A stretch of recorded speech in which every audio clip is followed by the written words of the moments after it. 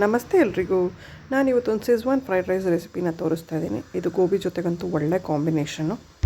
ಇದಕ್ಕೆ ಕ್ಯಾರೆಟು ಬೀನ್ಸನ್ನು ಸ್ವಲ್ಪ ಉದ್ದಕ್ಕೆ ತೆಳ್ಳಗೆ ಹೆಚ್ಚಿಟ್ಕೋಬೇಕು. ಜೊತೆಗೆ ಆಲೂಗೆಡ್ಡೆನೂ ಅದೇ ರೀತಿಯೇ ಹೆಚ್ಚಿಟ್ಕೋಬೇಕು. ಒಂದು ಪಾತ್ರೆಯಲ್ಲಿ ಎಣ್ಣೆ ಕಾಯಕ್ಕಿಟ್ಟು ಬೀನ್ಸು, ಕ್ಯಾರೆಟು ಮತ್ತು ಆಲೂಗೆಡ್ಡೆನ ಹಾಕಿ ಫ್ರೈ ಮಾಡ್ಕೋಬೇಕು.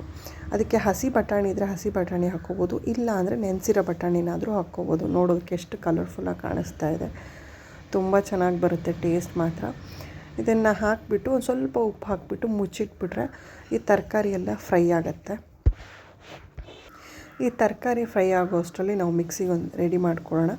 ಈ ಸ್ವಲ್ಪ ನೀರಲ್ಲಿ ನೆನೆಸಿಟ್ಕೊಂಡಿರೋ ಅಂಥ ಒಣಮೆಣ್ಸಿನ್ಕಾಯಿ ಮತ್ತು ಇದಕ್ಕೆ ನೀರಲ್ಲಿ 1-2 ಟೊಮೊಟೊನ ಬೇಯಿಸ್ಕೋಬೇಕು. ಇದಕ್ಕೆ ನಾನಿಲ್ಲಿ ಯಾವುದೇ ರೀತಿಯಾದ ಸಾಸ್ ಏನೂ ಹಾಕ್ತಾಯಿಲ್ಲ. ಇಲ್ಲಿ ನೋಡ್ಬೋದು ತರಕಾರಿ ಆಲ್ರೆಡಿ ಫ್ರೈ ಆಗಿದೆ. ಇದಕ್ಕೆ ನಾನು ಹೆಚ್ಚಿಟ್ಕೊಂಡಿರೋ ಕ್ಯಾಪ್ಸಿಕಮ್ಮು ಮತ್ತು ಈರುಳ್ಳಿನ ಹಾಕ್ಕೋತಾ ಇದ್ದೀನಿ. ತರಕಾರಿನ ನೀರಲ್ಲಿ ಬೇಯಿಸ್ಕೊಂಡು ಹಾಕ್ಕೊಂಡ್ರೆ ಫ್ರೈಡ್ ರೈಸಲ್ಲಿ ಅಷ್ಟು ಟೇಸ್ಟ್ ಬರೋದಿಲ್ಲ. ಎಣ್ಣೆನಲ್ಲೇ ಫ್ರೈ ಮಾಡ್ಕೊಂಡು ಹಾಕ್ಕೊಂಡ್ರೆ ನಮಗೆ ಫ್ರೈಡ್ ರೈಸಲ್ಲಿ ಕ್ರಂಚಿನೆಸ್ ಇರುತ್ತೆ ಮತ್ತು ತರಕಾರಿನೂ ಒಳ್ಳೆ ಟೇಸ್ಟು ಸಿಗುತ್ತೆ ನಮಗೆ. ಈರುಳ್ಳಿ, ಬೀನ್ಸು, ಕ್ಯಾರೆಟ್ ಎಲ್ಲ ಸ್ವಲ್ಪ ಫ್ರೈ ಆದಮೇಲೆ ಕ್ಯಾಪ್ಸಿಕಮ್ಮು ಮತ್ತು ಈರುಳ್ಳಿನ ಹಾಕ್ಕೊಂಡ್ರೆ ಚೆನ್ನಾಗಿರುತ್ತೆ. ಈ ನೀರಲ್ಲಿ ಬೇಯಿಸ್ಕೊಂಡಿರೋ ಅಂಥ ಟೊಮ್ಯಾಟೋದು ಸ್ವಲ್ಪ ಸಿಪ್ಪೆ ತಕ್ಕೊಂಡು ಕಟ್ ಮಾಡಿಬಿಟ್ಟು ಅದನ್ನು ಮಿಕ್ಸಿಗೆ ಹಾಕ್ಕೋಬೇಕು.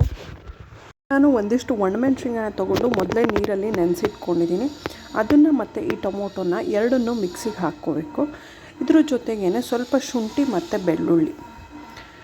ಟೊಮೊಟೊನ ಬೇಯಿಸ್ಕೊಂಡು ಸಿಪ್ಪೆ ತಕ್ಕೊಂಡು ಹಾಗೆ ದೊಡ್ಡದು ಹಾಕ್ಕೋಬೋದು. ಮಿಕ್ಸಿನಲ್ಲಿ ಸ್ವಲ್ಪ ಗಟ್ಟಿ ಗಟ್ಟಿ ಉಳಿಯುತ್ತೆ ಅಂತ ಹೇಳಿ ಹೆಚ್ಕೊಂಡು ಹಾಕ್ಕೊಂಡ್ರೆ ಸಾಕು.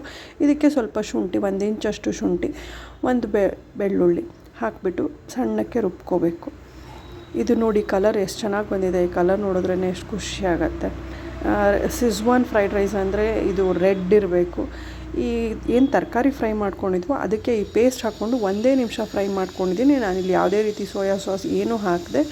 ಅದನ್ನೆಲ್ಲ 1 ನಿಮಿಷ ಫ್ರೈ ಮಾಡಿಕೊಂಡು ಅದಕ್ಕೆ ರೈಸ್ ಹಾಕಿಬಿಟ್ಟು ಕಲಿಸ್ಕೊತಾ ಇದ್ದೀನಿ. ಕೊನೆಯಲ್ಲಿ ಒಂಚೂರು ಸ್ಪ್ರಿಂಗ್ ಆನಿಯನ್ ಹಾಕಿಬಿಟ್ಟು ಕಲಿಸ್ಬಿಟ್ರೆ ನಮ್ಮ ಫ್ರೈಡ್ ರೈಸ್ ರೆಡಿ ಆಗುತ್ತೆ. ಕೊತ್ತಂಬರಿ ಸೊಪ್ಪು ಹಾಕಿದ್ರೆ ಸಾಕು. ಇಲ್ಲ, ಫ್ರೈಡ್ ರೈಸ್ ಸೂಪರಾಗಿರುತ್ತೆ. ನೀವು ಒಂದು ಸಲ ಟ್ರೈ ಮಾಡಿ. ಇಷ್ಟ ಆದರೆ ಲೈಕ್ ಮಾಡಿ, ಶೇರ್ ಮಾಡಿ, ಸಬ್ಸ್ಕ್ರೈಬ್ ಮಾಡಿ. ಇದನ್ನು ಗೋಬಿ ಜೊತೆ ಮನೇಲಿರೋರಿಗೆ ಸರ್ವ್ ಮಾಡಿ ಇಷ್ಟಪಟ್ಟು ತಿಂತಾರೆ. ತುಂಬ ಚೆನ್ನಾಗಿರುತ್ತೆ. ನೀವು ಒಂದು ಸಲ ಟ್ರೈ ಮಾಡಿ.